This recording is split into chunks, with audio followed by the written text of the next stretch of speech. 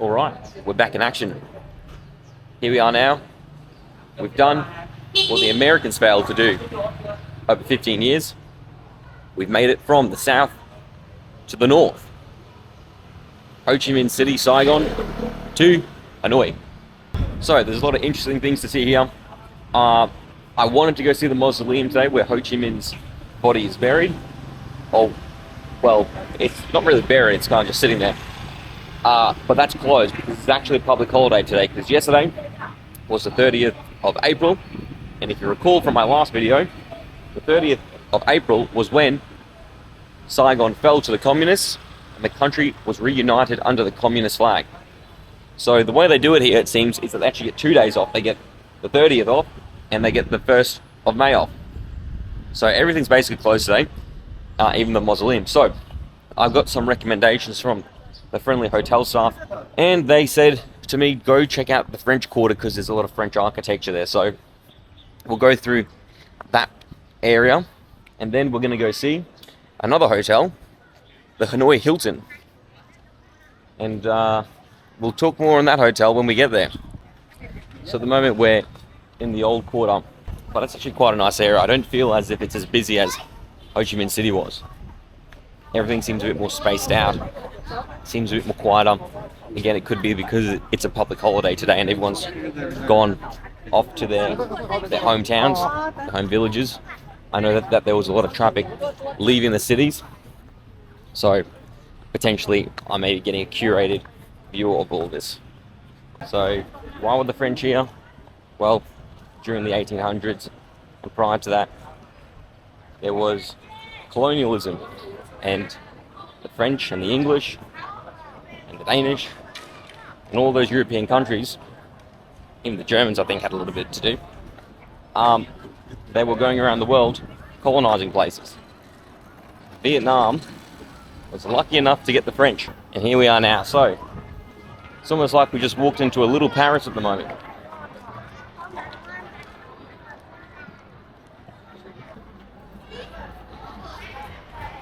Well, this is different for Vietnam, at least for me.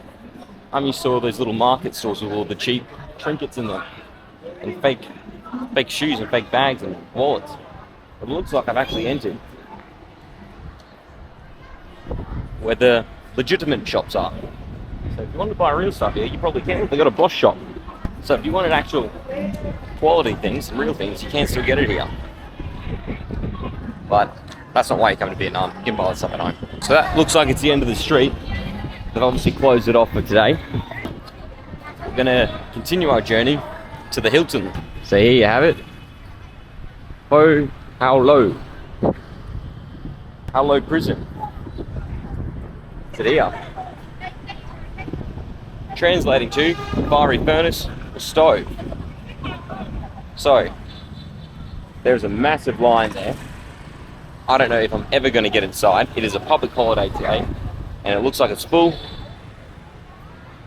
of Vietnamese. So what can I tell you from the outside? So this was actually built by the French in the late 1800s. It was used to hold political prisoners, specifically Vietnamese political prisoners, and it was later used in the Vietnam War against the Americans to hold POWs. So this is the entrance here. There's a short line there and there's a long one over there. I'm going to see if I can get in the short one. This was specifically for those who were shot down over North Vietnamese territory. So over the course of the war, North Vietnamese shot down over 10,000 aircraft from the US, and over 3,500 of those aircraft were over the north. And those pilots who were lucky enough to survive the attack, they ended up here.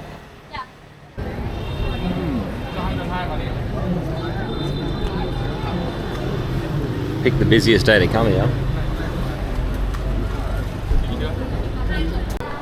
So what's the story behind the prison? I already told you it was made by the French in the late 1800s.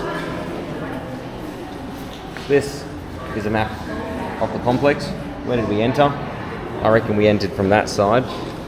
So we come around here, this is where we entered. Look there. Now it looks like we're in the main building. there. So depending on who you ask, they'll tell you that the Hanoi Hilton was a very nice prison. They looked after their inmates. They didn't have any human rights issues. If you ask some of the POWs, especially the early ones in the first few days of the war, they would tell you differently. There's a very famous one, John McCain, not to be confused with John McClane from Die Hard, who had a very interesting experience when he was incarcerated here. Apparently they weren't too nice. Anyway, here's a mural of Vietnamese prisoners. Alright, so that concludes Hoa Lo Prison. Again, it's a museum. I don't particularly like putting museums in my vlogs because it's just text on text. It's death by text. So it's there. I think give it a look at. As I said, depending on who you ask, they'll tell you that the prisoners were looked after well. Some of the prisoners recount events differently. But again, look, in times of war, things do happen. You know, I'm sure if I was a Vietnamese guard and I'm detaining those people who were dropping bombs on my homeland and bombs on innocent civilians, I guess I wouldn't be too forgiving as well. But at the end of the day, it's a very tragic thing. And it seems from what they've been saying inside the museum that there was a lot of talks between the prison guards and the soldiers when they came back after 50 years of a Vietnam War reunion. And it seems everyone is content with each other now. They agree that it was war times and things were difficult. And I think that's the tragedy of war. Thank you, I've got my ticket. I don't know how I figured that out. It was all in Vietnamese. No one was there to help me. No one here spoke a lick of English. So now we're in the military headquarters of the North Vietnamese.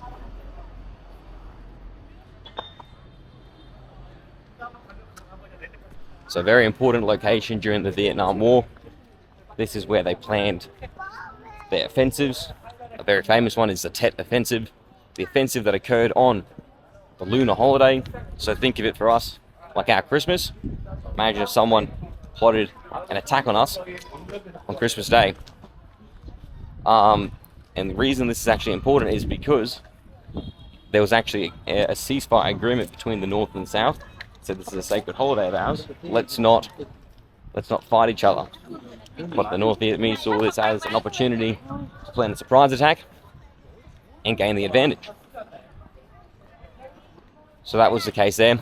I wanted to go and see the Citadel in Hue because that was where the famous battle took place.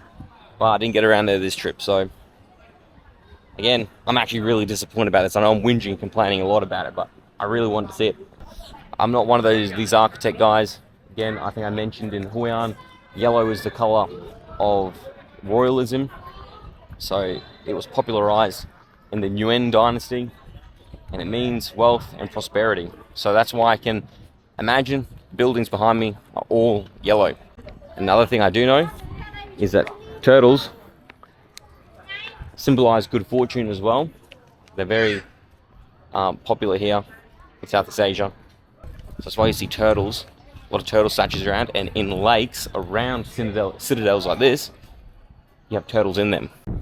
Alright, so I'm not going to go across, but that is the old Imperial Palace during the Lei dynasty. Again, don't know if I'm saying that right. But it was in control of Vietnam, imperialist Vietnam, for over 1,000 years, starting in the 15th century. And it's got some dragon staircase there as well that I'm not going to be able to show you.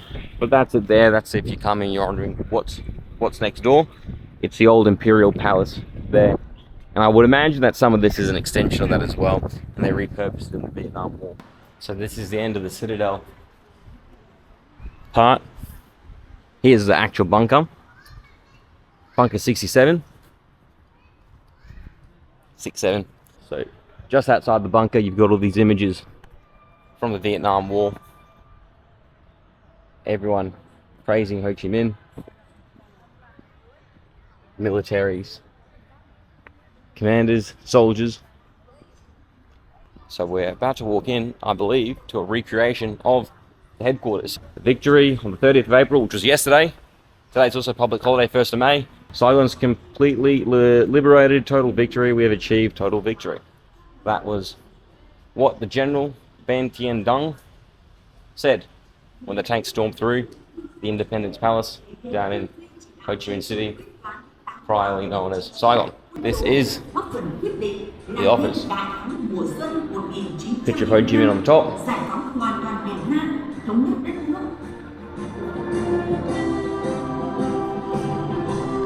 Got some lovely communist propaganda music.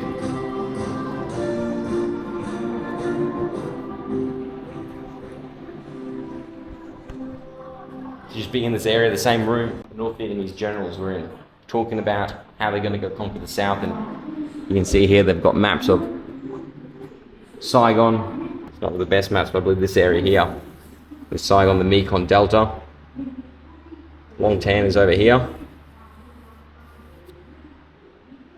And the Ho Chi Minh Trail came down from the north, went through Laos and Cambodia, and that is how the North Vietnamese army was going and supplying the freedom fighters in the south, the Viet Cong. I'll tell you, it's a very strange feeling going and starting in the south, seeing where the Americans were based, going and seeing where the Australians were based, and now finally coming up north to the position that their opposition was stationed.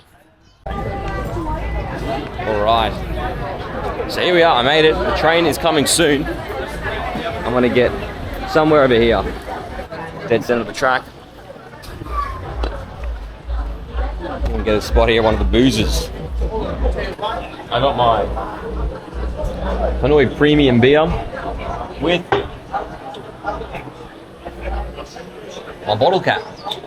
Now, I wasn't able to secure a front row seat, but I have got second row, arguably safer back here. There's some whistling happening. I don't know what that means. Hold on, let's go on the track. Yes. Alright. So I'll put this. That's ours. No one is going to touch it. So now, if someone kicks that off, I think I'm going to skits. They've actually got it the other way around. Hold on. I see people have it the other. They have it the other way. That must be. Otherwise, it's going to scratch it up. So they reckon do it the other way. We'll check them this way. It goes this way. Yes. Beautiful. Well, there's going to be a lot of flat bottle caps, I'll tell you now, but there's also going to be a lot of flat people if they don't end up moving. Oh, fire alarm. This is not a drill.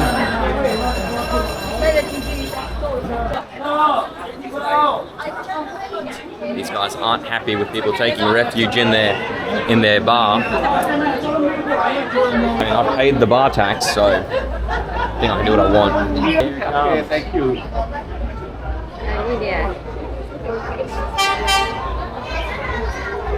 Let's hope he doesn't knock off my bottle cap. There you go. Goodbye, bottle cap.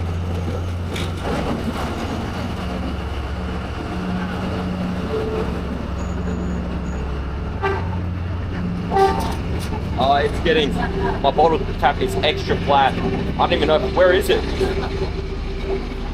I swear, if it's taking my bottle cap with it, I'm not going to be happy. Oh, I don't know where it's gone. Oh no, my bottle cap's gone. The train ate my bottle cap. Ah, this is coming to an end now. Let's go see what happened to my bottle cap. I think it's been eaten. I don't think it's coming back. Oh, cow. Alright, that's it. Yay, okay. Let's see how we went. Let's see. Oh, it lived. It didn't get eaten. I thought the train ate it. Oh, I'm so happy. I got my bottle cap. All right, I'm done. I don't need to do anything else in Hanoi. I'm gonna sit down and enjoy my beer. Cheers. Cheers. Success. Sponsored by Hanoi and Uncle Ho. So that concludes our train street trip. Someone's let their tiger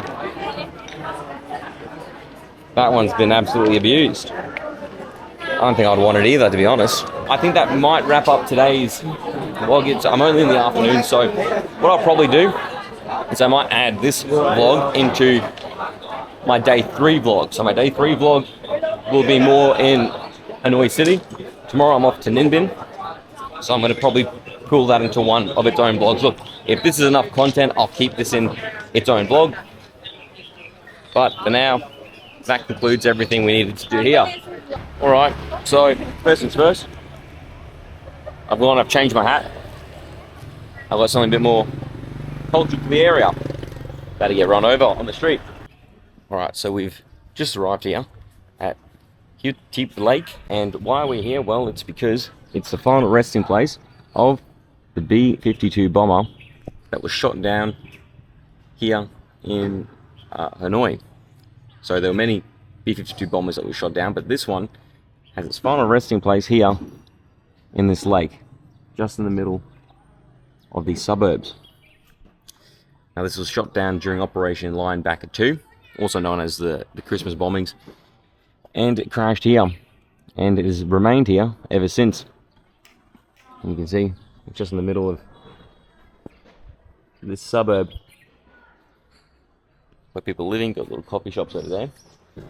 You know, you can't help but just look back and see different times. Before this was a war zone. Bombs were being dropped from the sky. Kids had to go and shelter in bunkers. And now they're here at the lake fishing, while the remnants and the memories of the past still haunt the waters. I don't know where I am. It's at Ho Chi Minh Museum. Don't know what I'm expecting to find here. I mean, Ho Chi Minh is in the mausoleum. Alright, it seems like a very big, grand building. I mean, obviously it's a museum, but like, I'm just gonna have a walk around and see what I can find. Alright, so it is, as it says, Ho Chi Minh's museum, so it's about the life of Ho Chi Minh. It's about 40,000 to get in, which is cheap, but I already know about Ho Chi Minh. I know all I need to know about him. I don't want to go looking through walls of text my entire day. So I'll tell you a little about Ho Chi Minh, because I'm not going to record him there for you guys. So Ho Chi Minh, he was born in 1890 to a nationalistic father who opposed French colonial rule. So from a young age, Ho Chi Minh was a nationalist, was brought up a nationalist. And then what happened was he worked many jobs around the world. He worked in Paris, London, even New York. And I think at one stage he was working as a pastry chef on a cruise ship or some ship. Anyway, he was there at Versailles, vouching for Vietnam's independence after World War I. He fought against the Japanese when they came and occupied during World War II. He fought again against the French as the French came back after World War II with the Viet Minh in the First Indochina War. And then he fought against the Americans when they came in during the American Vietnam War. And he passed away in 1969. So a man who was fighting his whole life never got to see the end of the war, never got to see Vietnam in his image, the one united Vietnam. Got the lands marching. Alright, but here's a close look at the mausoleum. I guess while I'm here, I'll have a quick chat about Ho Chi Minh's funeral. So there was the Soviet Union leader at the time and the Chinese, the leader of China at the time. They're having some disagreements and they almost had a full-out war. And they took the opportunity at Ho Chi Minh's funeral, which they both attended to sit down and actually have a talk. And because they attended the funeral, because they had the talks, and because they discussed everything, they came to an agreement, and it prevented a full-out war between the Chinese and the Soviet Union.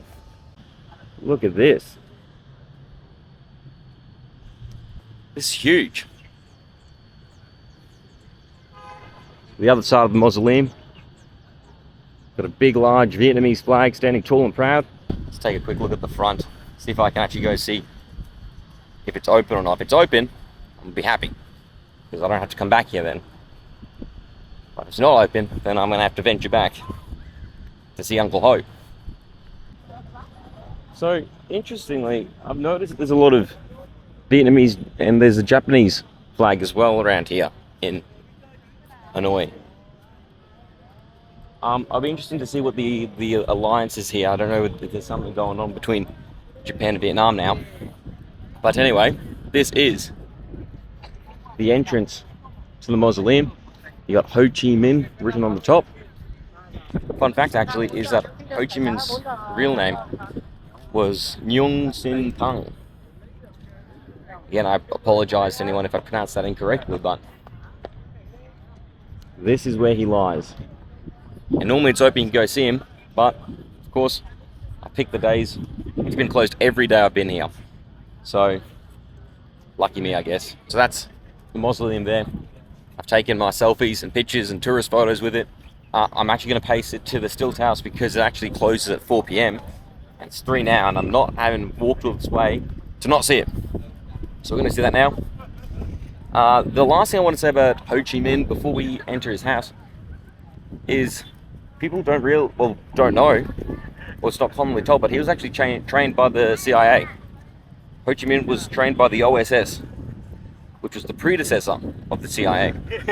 So there's actually a photo of it, and I'll see if I can find it, I might put it here, of Ho Chi Minh and American operatives during the Japanese rule. So he worked actually with the Americans. Yeah, the Americans, they provided Ho Chi Minh with weapons, and they even provided with personal medical aid when he was injured. So it's interesting to see how things change depending on the political climate and what's going on. Right, here we go. All the yellow buildings. Imperial royalty. So how did Ho Chi Minh become a communist is actually a good question that a lot of people ask. He became obsessed with politics, and he traveled all around the world and studied how to go and start a revolution amongst an occupied people. So he went and he lived in capitalist countries, he lived in colonized countries. I've already given you Ho Chi Minh's resume, told you everywhere he's worked and traveled to. And he ended up in the Soviet Union, and that's where he studied socialism, communism, and he decided that it was the best form to unite the people. So he went to the Soviet Union, he studied socialism, communism, propaganda, everything he would have needed to go and rally up a population to revolt against the occupiers. This is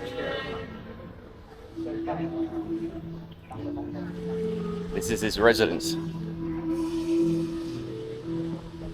Walking the same streets, the same halls that he would have once walked. This must be what he wore. The Ho Chi Minh's coat. Protecting the world peace, protecting our nation's interests. So this was his dining room, living room, where he used to have all his guests over and have parties. No, I'm sure he wasn't a big party guy, mainly just teas and coffees. Oh, look at this. Very cool. Ho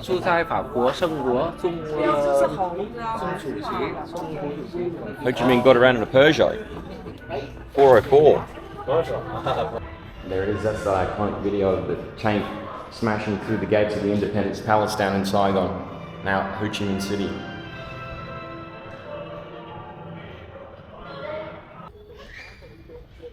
Got a nice little lake area. Some fish. Wonder if Ho Chi Minh ate their ancestors. It's quite nice. That house there looks familiar. That actually looks like the one he may have, that was his living quarters. So if we can get by there, take a look at that. That's going to be cool. As soon as I want to go see the house, there was no one here before, and now the whole tour groups have come in. I'm going to wait for everyone else to go by. Waited for the tourists to go up first. I'm going to get in my time in this gap now that everyone's come and gone. Before more tourists come, Ah, it's still there. Oh, but there's more coming. Oh, great. Ho Chi Minh's goldfish. Very nice. And Ho Chi Minh's weights. Ho Chi Minh was a gym rat. Good on ya. He seems like a very down-to-earth guy. All he wants to do is unify his country, lift some heavy weights, and feed his pet goldfish. This is his living quarters. So that's his bedroom in there.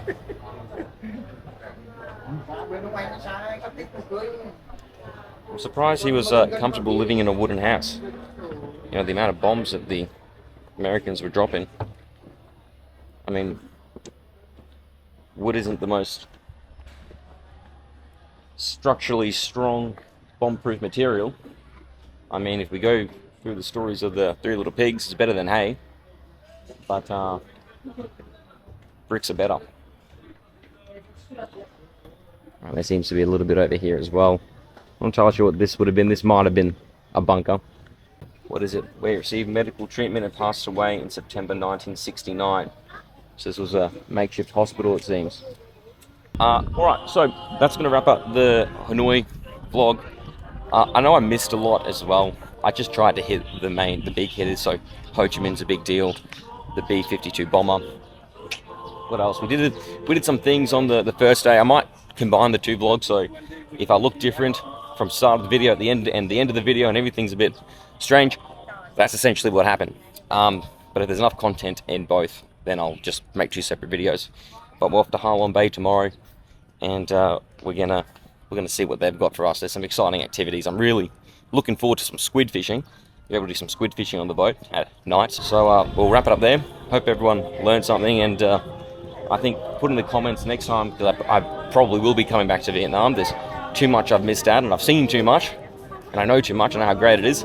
So I'll be back. So anywhere else I should go, put them down in the comments, and we'll see if we get there next time. But otherwise, that's all.